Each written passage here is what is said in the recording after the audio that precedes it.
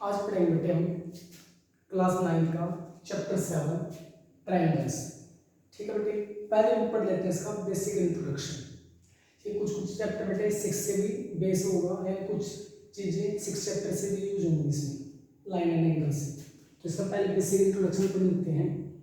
Basic introduction introduction इसका basic introduction में क्या है बेटे, इसमें पढ़ना है आपने कॉन्ग्रुएंस ऑफ ट्रायंगल्स, यानी त्रिभुजों की सर्वांगक्षमता, यानी सर्वांगक्षम पढ़ना है। त्रिभुज सर्वांगक्षम त्रिभुज कैसे होते हैं और उनमें क्या खास बात होती है उसके बारे में पढ़ना है। क्या टॉपिक है हमारा? कॉन्ग्रुएंस कॉन्ग्रुएंस ऑफ ट्रायंगल्स पढ़ना है। क्या पढ़ना है? कॉन्ग्रुएंस ऑफ ट्रायंगल्स पढ़ना है। ठीक है बेटा। अब कॉन्ग्रुएंस कौन सी आकृति होती है बेटे, कौन से फिगर को कॉन्ग्रुएंट बोलते हैं? ऐसे शेप जिनमें क्या हो, सेम तो सेम हो, और सेम ही क्या उनका साइज हो, क्या हो, सेम ही साइज हो, सेम साइज, उनको हम क्या बोलते हैं बेटे? कॉन्ग्रुएंस बोलते हैं। ठीक है। कॉन्ग्रुएंस क्या होता है? यदि दो ट्रायंगल की सर्वांगसम होती है तो उनका जो गुण होता है ना सर्वांगसमता का, उसे सर्वांगसमता के गुण को कॉन्ग्रुएंस बोलते हैं बेटे। ठीक है। यानी दो ट्रायंगल कॉन्ग्रुएंट हो तो उनके जो गुण होता है उसे हम क्या बोलते हैं? कॉन्ग्रुएंस बोलते हैं। तो कॉन्ग्रुएंस होने के लिए कोई भी दो आकृति, ट्रायंगल की बात में कोई भी दो आकृति यदि में क्या हो, सेम सेम, उनकी आकृति एक जैसी हो और एक ही साइज हो। सेम साइज का मतलब क्या होता है? एक जैसा साइज हो, यानी दोनों एक ही साइज के हो तो वे क्या हो जाती हैं? कॉन्ग्रुएंस या कॉन्ग्रुएंट हो जाती है बेटे। कॉन्ग्रुएंस तो गुण है जिससे कॉन्ग्रुएंट है। ठीक है। तो हम यहाँ ट्रायंगल को पढ़ेंगे। ट्रायंगल कॉन्ग्रुएंस कब होंगे बेटे? जब उनका सेम तो साइज होगा। सेम तो है ही, सेम ट्रायंगल्स हैं तो उनका साइज भी क्या होना चाहिए? सेम होना चाहिए। तो मान लो देखो ये दो ट्रायंगल है बेटे, ये दो ट्रायंगल है। ठीक है। एक ट्रायंगल है। ठीक है। ये दोनों मान लो कि सेम साइज की है तो आप इन्हें क्या कह सकते हो? कॉन्ग्रुएंट कह सकते हो। ठीक है। ये बेटे निशान है कॉन्ग्रुएंट का, यानी दोनों ट्रायंगल क्या हो जाएंगे बेटे? कॉन्ग्रुएंट हो जाएंगे। ठीक है। कॉन्ग्रुएंट जब दो आकृति कॉन्ग्रुएंट होते हैं इसका मतलब क्या है? सेम शेप, उनका सेम ही क्या है? साइज है। तो इसका मतलब क्या है? जब आप इसे उठाओगे और उठा के इसके ऊपर रखोगे तो एक दूसरे को क्या करेंगे? पूरा कवर कर लेंगे। कवर करेंगे तो मान लो इसको एज इट इज उठा के इसके ऊपर रखता हूँ तो बेटे जो ये वाली साइड है ये किसके ऊपर आएगी? इस साइड में।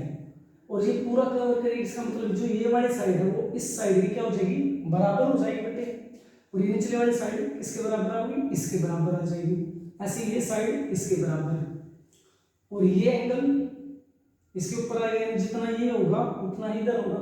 ऐसे जितना ये है इतना ही यहाँ पे, जितना ये इतना ही यहाँ पे। इसका मतलब क्या है कि जो कोरस्पॉन्डिंग जो कॉन्ग्रुएंट ट्रायंगल होते हैं तो उनमें क्या होता है बेटे? जो कोरस्पॉन्डिंग पार्ट्स होते हैं उनके कोरस्पॉन्डिंग पार्ट जैसे साइडें हैं, एंगल सभी क्या हो जाएंगे बेटे?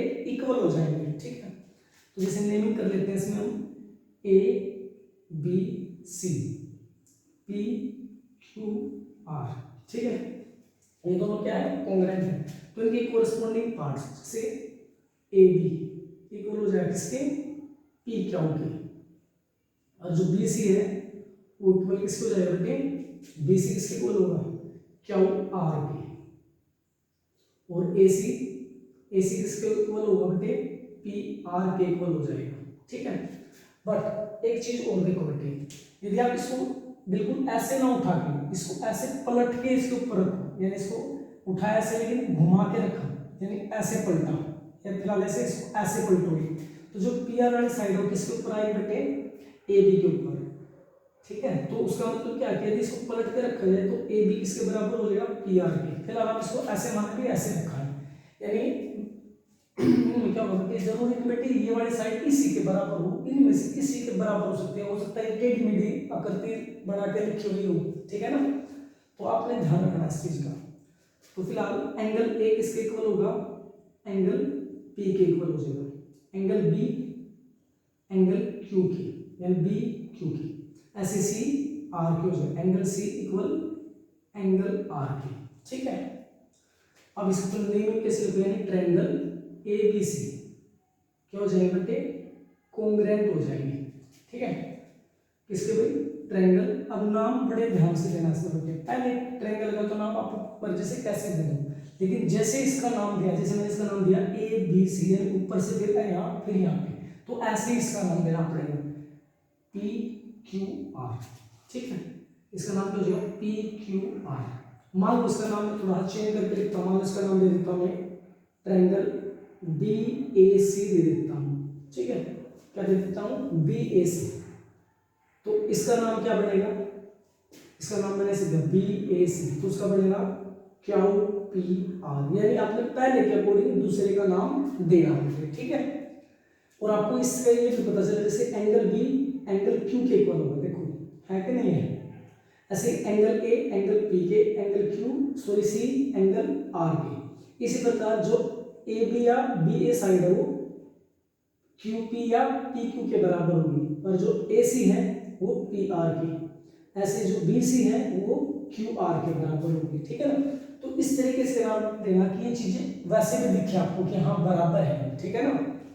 अब हमें जब भी कॉन्ग्रुएंट दिखाना होगा तो हमें ये छह चीजें क्या करनी पड़ेगी बेटे, बराबर दिखानी पड़ेगी। तीन एंगल है और तीन ही क्या है, साइड है, तो छह बराबर दिखाओगे तब क्या होंगे बेटे, कॉन्ग्रुएंट होंगे। लेकिन हमें इनको छह को बराबर दिखाने की जो इनके कुछ रूल हैं बेटे, यानी उनसे आप कम मेहनत में आप इनको दिखा सकते हो। जैसे रूल लिख देता हूं इनके, क्या है, rules of congruence, rule of congruence क्या है, रूल्स कॉन्ग्रुएंस के, कॉन्ग्रुएंस पहला बेटे side angle side congruence rule. ये रूल क्या कहेगा बेटे, ये रूल कहता है कि दोनों ट्रायंगल में पहले साइड फिर उसके बाद एंगल और फिर साइड इक्वल हो तो ये रूल काम करता है बेटे, ठीक है। जैसे मैं इसी ट्रायंगल में बता देता हूँ, जैसे ए एंगल इक्वल है सॉरी साइड के बारे में बात करें ना पहले, तो पहले ए बी साइड फिर बी एंगल और बी सी साइड, इसी में भी ऐसे होना चाहिए जैसे P Q side Q angle और क्या हमारी साइड बराबर होगी तब ये रूल काम करेगा, यानी जैसे नाम है उसी के सीक्वेंस में चीजें होनी चाहिए तो ये रूल काम करता है। दूसरा बेटे, दूसरा क्या है, angle side angle congruence rule. इसमें कैसे क्या कहा, इसमें कहा एंगल हो फिर साइड हो फिर आगे एंगल, ठीक है ना, लगातार में, यानी दो एंगल के बीच में एक साइड हो और ऐसे दूसरे ट्रायंगल में और में बराबर हो तो ये रूल काम करता है बेटे। तीसरा बेटे, तीसरा क्या है, तीसरा हमारा angle angle side congruence rule. इसमें क्या है, दो एंगल लगातार, मान लो एंगल ए एंगल बी और ये बी सी साइड, ऐसे एंगल पी एंगल क्या हो क्या और साइड ये बराबर हो तो ये रूल काम कर जाएगा। लगातार होनी चाहिए चीजें जैसे रूल में लिखी है उसी सीक्वेंस में डायग्राम में भी होना चाहिए ऐसा। फोर्थ रूल है बेटे side side side congruence rule. ये रूल क्या कहता है कि तीनों साइड, जैसे ये साइड इसके बराबर हो, क्या पता ये इसके बराबर हो, ठीक है ना, यानी तीनों साइड बराबर हो दूसरे ट्रायंगल में, यानी ये इसके बराबर ये इसके बराबर ये इसके बराबर, तो क्या हो जाता है ये रूल होल्ड कर जाता है और इस रूल से आप क्या कह सकते हो ट्रायंगल कॉन्ग्रुएंट है, ठीक है। एक रूल और इसमें कौन सा बेटे, वो है बेटे हमारा RHS कॉन्ग्रुएंस रूल। ये रूल क्या कहता है बेटे, R का मतलब है यहाँ पे राइट एंगल, H का मतलब हाइपोटेन्यूस, S का मतलब साइड, यानी राइट एंगल हाइपोटेन्यूस और साइड ये इक्वल हो दोनों ट्रायंगल में तो ये रूल काम करता है बेटे। ये थे इसके रूल्स। इसमें एक चीज और है बेटे, क्या है, मान लो दो ट्रायंगल है बेटे, या कोई एक ही ट्रायंगल की बात कर लेता हूँ, दो की नहीं करता हूँ, एक ही ट्रायंगल है, इसका नाम है ABC और इसमें कोई दो साइड इक्वल है, मान लीजिए ये साइड इसके इक्वल है, ठीक है, आपको गिवन है, यानी इसमें क्या है ए बी इक्वल है किसके बेटे ए सी के, तो क्या होगा बेटे इनके आमने सामने वाले एंगल भी इक्वल होंगे। आमने सामने वाले एंगल कैसे, जैसे ए बी के सामने कौन है बेटे ये सी एंगल है, तो एंगल सी इक्वल होगा ए सी के सामने क्या है एंगल बी, तो एंगल बी के बराबर होगा। ठीक है, इस तरीके से। एक और देखो, मान लो एक ट्रायंगल है ये ए बी सी, इसमें ये इसके बराबर है, यानी आपको क्या दे रखा बराबर में, आपको दे दिया कि जो बी सी है वो इक्वल है किसके बेटे, बी सी इक्वल है ए सी के। ठीक है, अब बी सी के सामने कौन सा एंगल है, एंगल ए, और ए सी के सामने क्या है एंगल बी, तो इस प्रकार एंगल बराबर हो जाते हैं, यानी opposite angles of two equal side of a triangle are equal, यानी ये क्या होते हैं बराबर होते हैं, यानी दो भुजाओं, दो बराबर समान भुजाओं के आमने सामने वाले कोण भी क्या होते हैं बेटे समान होते हैं। इसी प्रकार यहाँ पे देखिए, मान लो आपको एक ट्रायंगल है ए बी सी, इसमें क्या आपको बी एंगल और सी एंगल क्या दे रखे हैं इक्वल दे रखे हैं, यानी एंगल बी इक्वल है एंगल सी के। ठीक है, तो अब किसी ट्रायंगल में बेटे दो एंगल यदि इक्वल है, ठीक है एक दूसरे के, तो उनके आमने सामने वाली साइड भी क्या होती है इक्वल होती है, यानी अपोजिट साइड आर इक्वल। देखो एंगल बी के सामने कौन से बेटे ए सी, एंगल सी के सामने क्या है, सी के सामने कौन से बेटे ए बी साइड। ठीक है, तो इस प्रकार है, एक रूल ये भी है, ये भी याद रखना। ये हो गया इसका बेटे चैप्टर का बेसिक इंट्रोडक्शन। अब हम एक्सरसाइज में देखेंगे कि कैसे ये अप्लाई होते हैं। ठीक है, थैंक यू।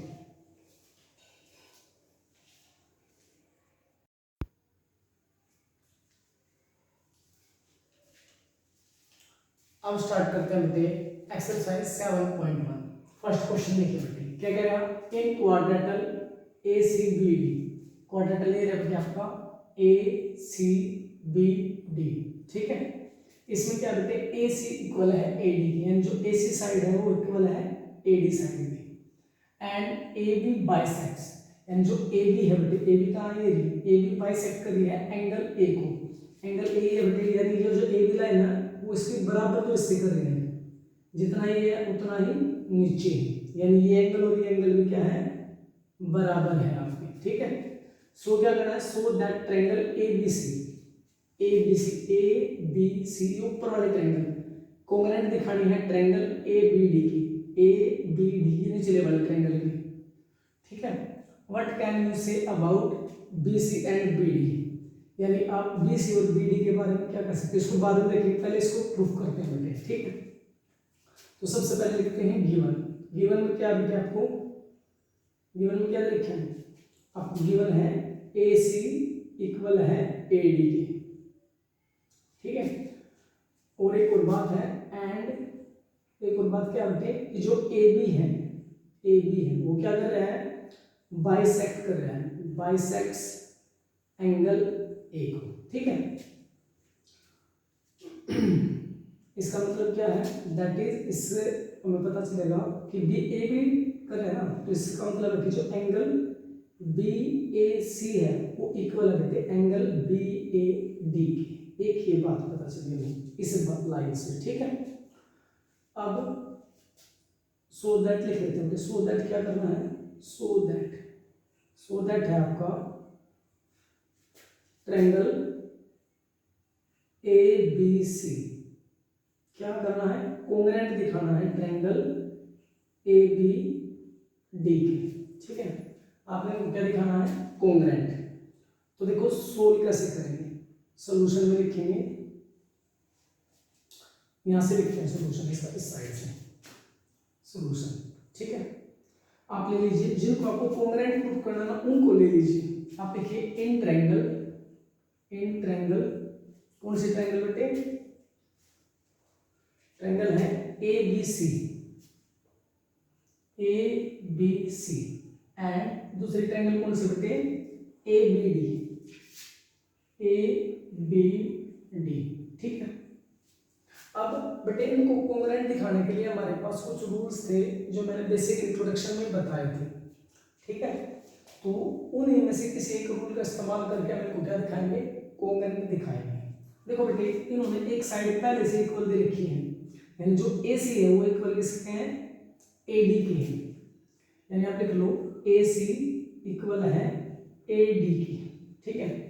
AC किसके इक्वल है बेटे, AC इक्वल है AD की। रीजन क्या है इसका, क्यों है इक्वल, आपको दिया हुआ बेटे बात, गिवन है बात, ठीक है, तो लिख लिया आपने गिवन। उसके बाद आपको एक ये एंगल भी पता है कि जो AB लाइन है वो एंगल A को क्या करती है, बाइसेक्ट। इसका मतलब क्या है कि जो ऊपर वाला एंगल है निचले वाले के बराबर होगा। ऊपर वाले का नाम क्या है, BAC, और निचले वाले का नाम BAD, ये दोनों भी बराबर होंगे, तो लिख देते हैं इनको भी। एंगल BAC इक्वल होगा एंगल BAD के। क्यों होगा, क्योंकि बेटे AB जो है AB बाइसेक्ट कर रही है, बाइसेक्ट्स एंगल A को, यानी जो AB है वो क्या करेगी, कोण A को समद्विभाजित करती है, बराबर दो हिस्सों में बांटती है, ठीक है बेटे। ये हो बेटे साइड एंगल, साइड एंगल। यदि मैं एक और साइड को दिखा दूं तो साइड एंगल, साइड का रूल काम कर जाएगा। ध्यान से देखिए बेटे एक और साइड कौन सी बराबर हो सकती है इसमें, ABC में और ABD में, ABC और ABD में, यानी इस एंगल में इस एंगल में देखो बेटे, और कौन सी साइड इक्वल हो सकती है आप बता भी सकते हो। ध्यान से देखो बेटे इनमें जो है ABC में और ABD में जो AB है बेटे वो दोनों में नहीं आ रही है, तो आप लिख सकते हो कि AB इक्वल है AD के। क्यों है बेटे, क्योंकि दोनों में आ रही है, दोनों में आ रही है, इसका मतलब कॉमन है बेटे, क्या ये कॉमन है, ठीक है। तो कौन सा रूल लगेगा बेटे हमारा, साइड एंगल साइड का, तो लिख दो by side angle side congruence rule. Triangle कौन सी भाई, ABC इक्वल हो जाएगी बेटे ट्रायंगल, सो इक्वल कोंग्रुएंट हो जाएगी ट्रायंगल ABD की, ठीक है। इस प्रकार आप इसको प्रूफ कर लोगे। लेकिन इसमें एक बात और रहती है बेटे, क्या है, what can you say about BC and BD, यानी जो BC है और BD के बारे में, जैसे इधर वाली साइड इधर वाले के बराबर, बीच वाले दोनों में ये भी बराबर, क्यों कॉमन है, तो यह साइड क्या होगी बेटे, इक्वल होगी, यह साइड क्या होगी, इक्वल। तो BC इक्वल है बेटे इसके बेटे BD की। कारण क्या है, ये बेटे कोरस्पॉन्डिंग पार्ट है। मैंने आपको जब बेसिक बता रहा था डायग्राम में कि भाई दो ट्रायंगल यदि कोंग्रुएंट है तो उनके कोरस्पॉन्डिंग पार्ट भी क्या होते हैं, इक्वल होते हैं। तो हम इसमें वही काम देंगे, corresponding parts of equal triangle, sorry corresponding part of congruent triangles, ठीक है। यानी आप क्या लिखोगे इसमें, रीजन दोगे corresponding parts of congruent triangle. आप उसे शॉर्ट्स में लिख सकते हो CPCT, ठीक है।